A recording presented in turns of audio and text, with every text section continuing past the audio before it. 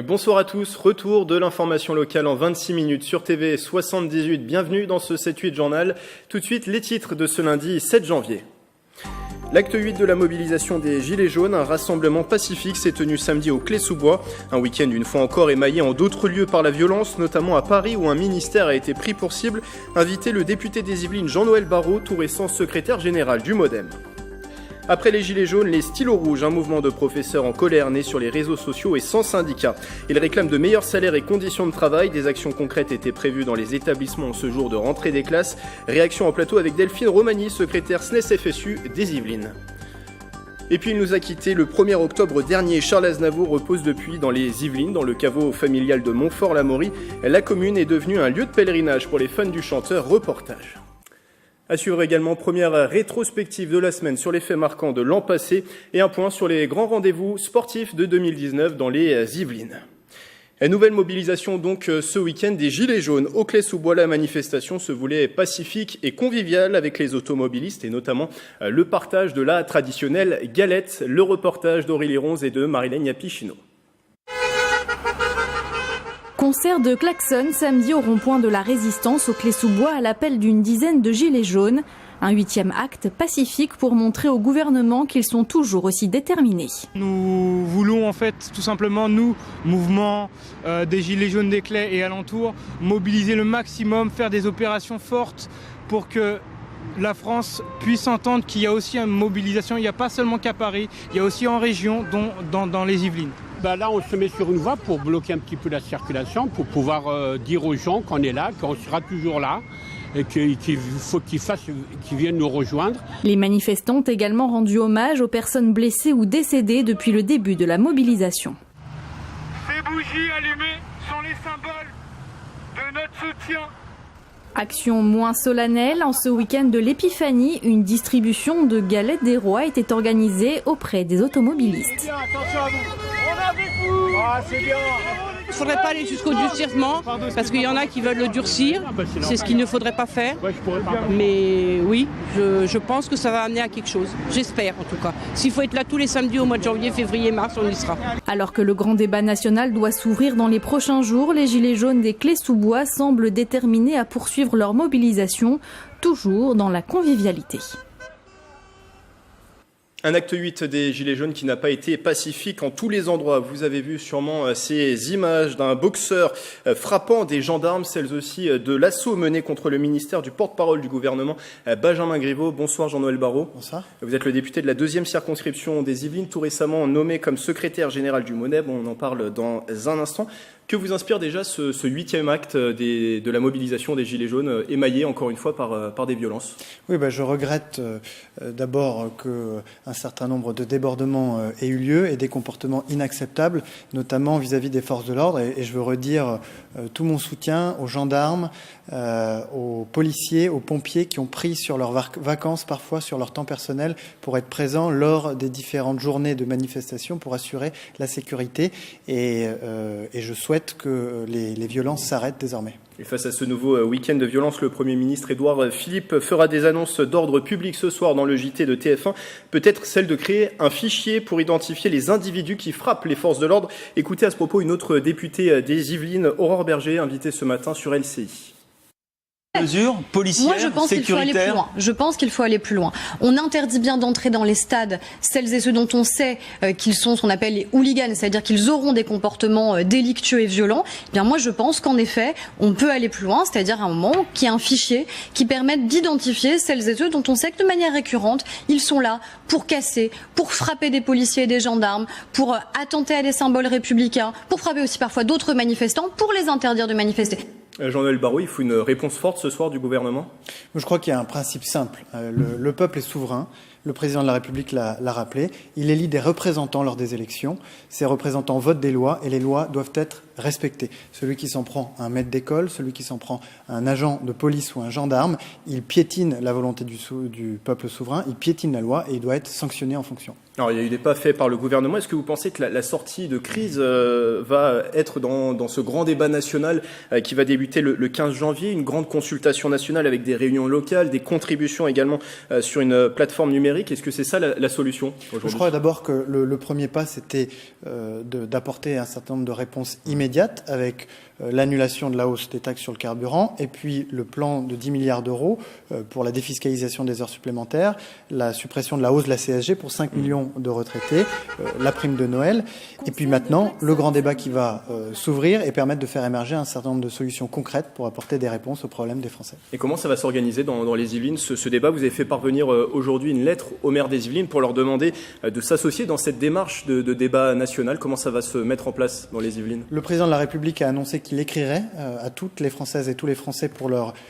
indiquer comment il souhaitait que ce débat puisse avoir lieu. Dès que ces conditions seront connues, nous nous associerons, les députés, avec les autres élus et toutes les citoyennes, les citoyens et la société civile organisée, c'est-à-dire les mouvements, les associations qui souhaitent prendre part à ce débat, pour que les propositions émergent et qu'elles puissent donner lieu à des propositions concrètes. Et le président de la République doit envoyer une lettre aux Français pour cadrer ce grand débat national. Jean-Noël Barrot, vous avez été nommé par le président du MoDem, François Bayrou, comme secrétaire général du parti. C'était en décembre, vous succédez à Yann Verling. Vous qui êtes déjà député des Yvelines, vice-président de la commission des finances à l'Assemblée nationale, comment vous avez accueilli cette nouvelle fonction ?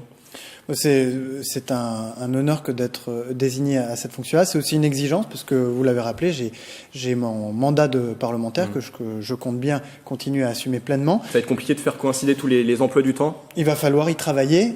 La mission du secrétaire général, c'est d'animer le mouvement, à la fois dans les fédérations départementales, mais aussi de faire rayonner le mouvement au-delà pour qu'il puisse porter un message et apporter sa contribution au projet de la majorité présidentielle à laquelle il appartient. Et quelles sont vos ambitions à ce poste ? Comment continuer de faire porter cette voix du centre aujourd'hui ? Écoutez, le mouvement démocrate a une longue histoire de participation à la vie politique française. Il doit aujourd'hui, comme tous les mouvements politiques, se réinventer pour apporter, je dirais, ce que les citoyens lui demandent, c'est-à-dire une nouvelle manière de participer, de s'exprimer dans le débat public. Les vieilles recettes des partis politiques ont été rejetées en masse dans les dernières élections, donc il nous revient à nous, responsables de partis politiques dont je continue de penser qu'ils sont absolument nécessaires pour structurer le débat, mais il nous revient de créer des nouveaux modes d'expression pour les citoyennes et les citoyens de la France. Et dans la stratégie, quelle est-elle ? C'est de rester dans cette alliance avec la République En Marche qui a été mise en place depuis 2017. Il y a 2 ministres MoDem au gouvernement, il y a 3 ministres MoDem au gouvernement, une quarantaine de députés MoDem à l'Assemblée nationale. Il faut rester dans cette stratégie d'alliance ? Oui, bien sûr. L'alliance que François Bayrou a offerte a proposé à Emmanuel Macron a sans doute permis la victoire d'Emmanuel Macron. Nous sommes partie prenante à un certain nombre de réformes qui ont déjà été entreprises et nous comptons bien rester au cœur de cette majorité présidentielle pour faire valoir les valeurs qui nous sont chères. Et ça sera du coup la même stratégie adoptée en vue du prochain scrutin, qui sont les européennes le 26 mai prochain.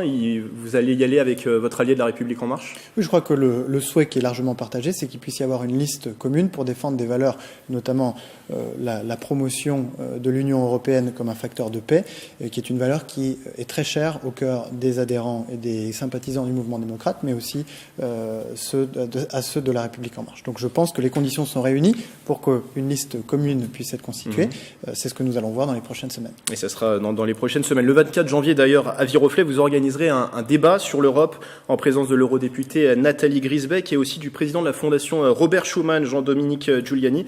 Il faut continuer de parler de ce scrutin, faire aussi peut-être de la pédagogie autour d'un scrutin qui est mal connu. Il y a 43% de participation lors du dernier scrutin. Oui, vous avez raison. Je crois qu'il faut le faire, même si une partie de l'attention va être, je dirais, attirée par le grand débat national. Les élections européennes de mai 2019 sont un moment décisif parce qu'une grande partie de la question de la souveraineté se joue dans la répartition des compétences entre l'Europe et la France. Et donc, il faut qu'en amont de cette campagne qui va être très brève à partir du mois de mars, nous ayons pu déjà avoir un certain nombre de débats sur ce sujet majeur.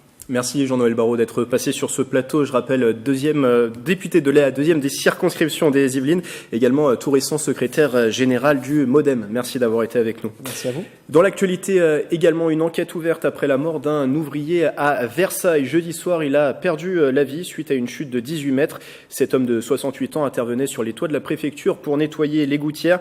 Et d'après une source proche de l'affaire citée par nos confrères du Parisien, la victime travaillait dans l'obscurité et sans équipement de sécurité. Le préfet Jean-Jacques Brault s'est dit bouleversé par ce drame. Il a rencontré aujourd'hui les dirigeants de la société en charge de l'entretien des toits. Les travaux y sont suspendus jusqu'à nouvel ordre.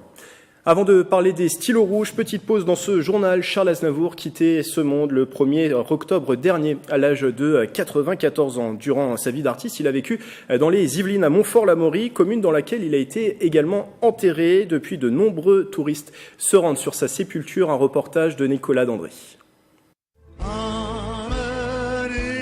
La vie a emmené Charles Aznavour jusqu'au bout des Yvelines à Montfort-l'Amaury. Le chanteur franco-arménien repose dans la sépulture familiale depuis le 6 octobre 2018. De nombreux visiteurs sont venus se recueillir auprès de leur idole. Ça représente à peu près 200 personnes par semaine.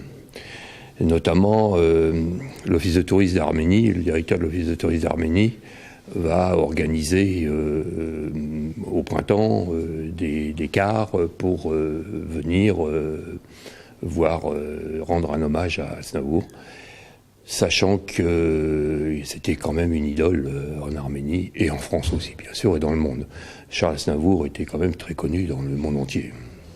Les nombreux touristes remplissent les commerces de la place de l'église de la commune. Des restaurants font découvert en plus. Cette boulangerie a enregistré une hausse de son chiffre d'affaires. On a eu une grosse période où beaucoup d'étrangers aussi. C'était quelqu'un qui était énormément connu, donc par conséquent, c'était un peu logique que les gens viennent et l'appréciaient, surtout. Montfort-l'Amaury, lieu de pèlerinage musical. À côté de Charles Aznavour, il y a la maison-musée de Maurice Ravel et ses journées organisées au mois d'octobre avec le boléro qui résonne encore.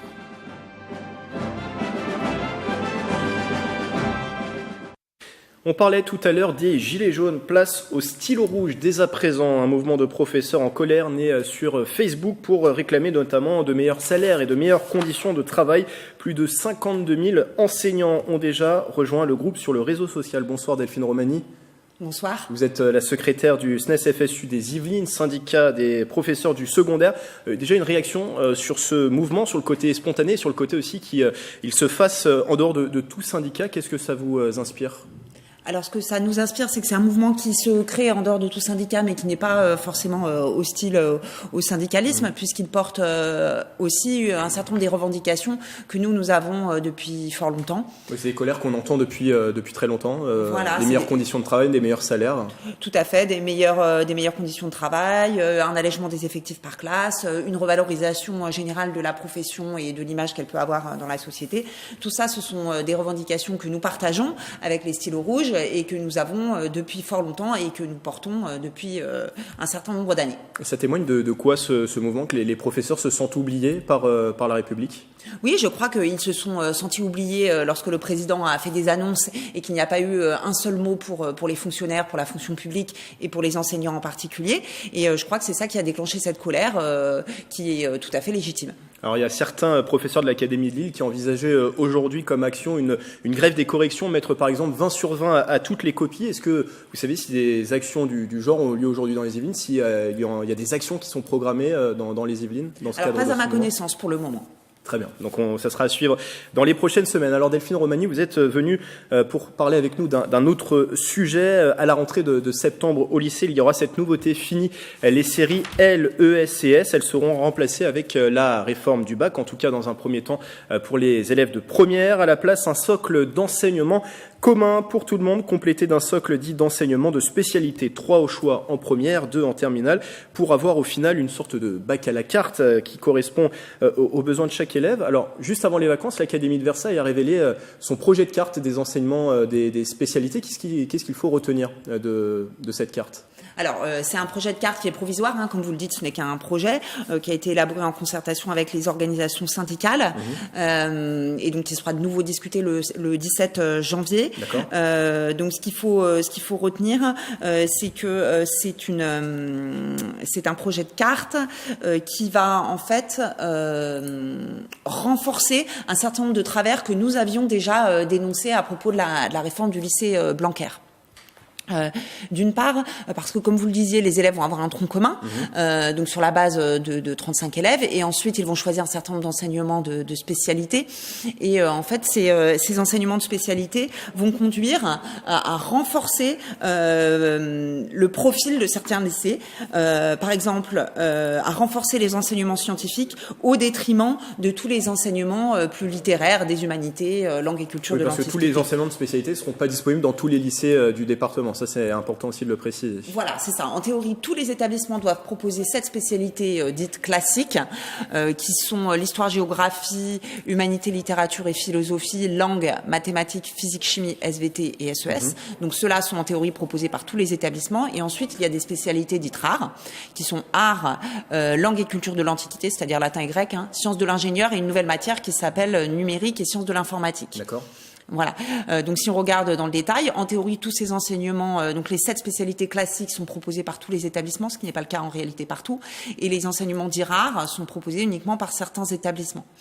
Lorsque je disais que le caractère scientifique de l'enseignement va être renforcé, c'est que, par exemple, si on prend le cas de l'enseignement NSI, numérique et sciences de l'informatique, 28 établissements vont le proposer, alors que seulement 5 établissements des Yvelines vont proposer langue et culture de l'Antiquité.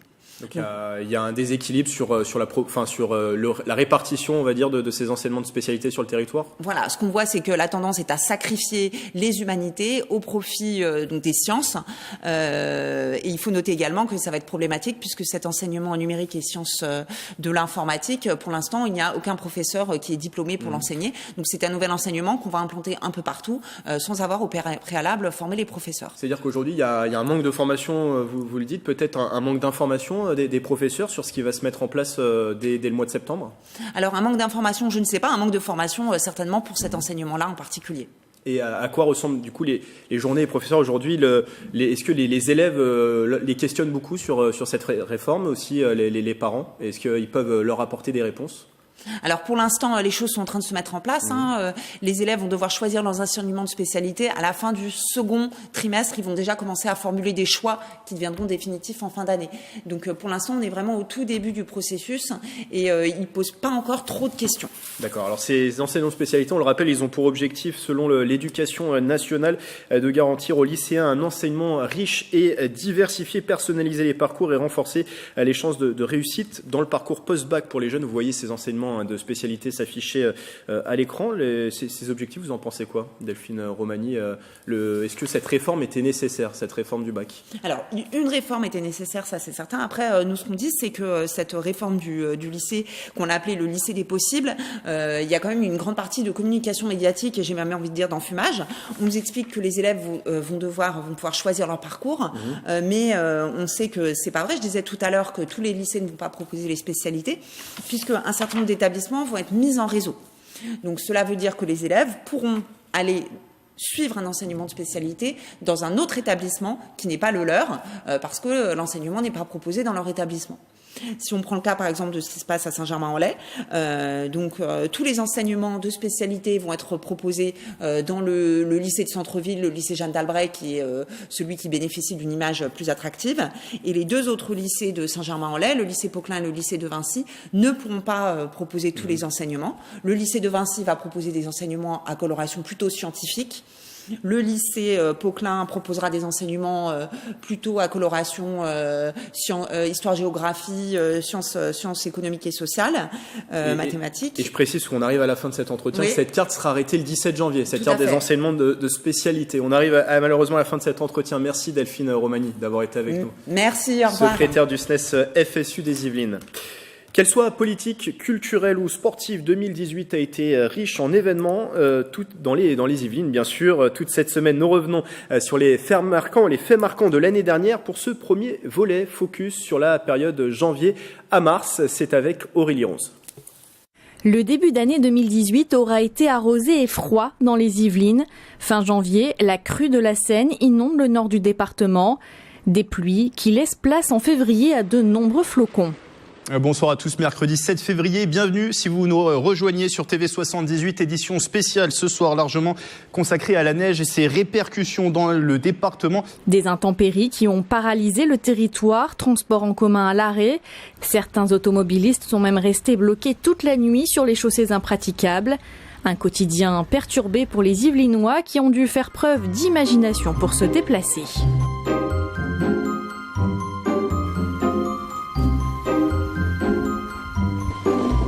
Un début d'année marqué également par la visite de plusieurs ministres dans notre département. Agnès Buzyn, ministre des Solidarités et de la Santé, venue à Plaisir pour des rencontres autour de la petite enfance. Nous voyons qu'il va falloir intervenir sur le repérage, l'identification des besoins, sur l'accès aux droits, sur la formation des professionnels.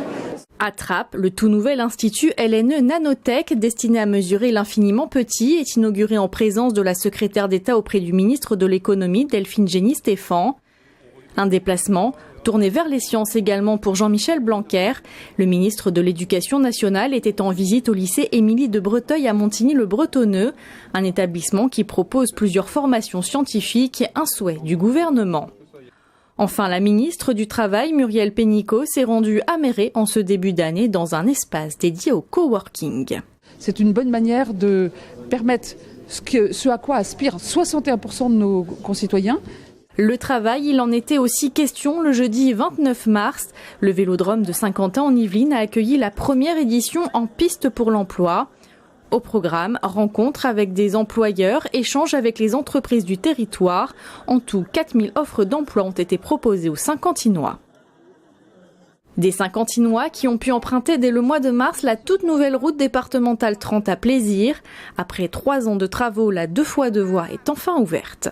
C'est la base même d'une trame qui est les fondamentaux pour que notre ville puisse avoir des aspirations encore supplémentaires dans un développement à la fois commercial, économique et un cadre de vie.